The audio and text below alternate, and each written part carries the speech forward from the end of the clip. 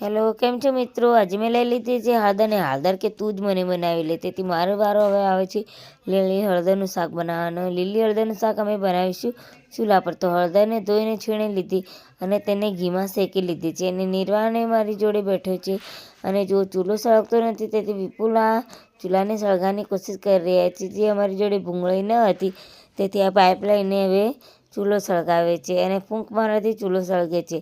અને હું, નિર્વાણ અને વિપુલ ત્રણ બેસી ગઈ છે. સ્વાદ અનુસાર ધાણા, જીરું, મરચું, મીઠું બધું નાખી લઈશું. હળદર નહીં નાખવામાં કેમ કે હળદરનું જ સબ્જી છે તેથી. અને હવે તે વટોણા, લીલી ડુંગળી બધું નાખી દીધું છે. આદુ, લસણની પેસ્ટ બધું. અને બહુ સરસ ખાવાની મજા આવે છે. તો શિયાળામાં 2 થી 3 વાળા સબ્જી ખાવી બહુ સરસ છે. થોડી દાજી ગઈ હતી પણ બહુ સરસ બની છે.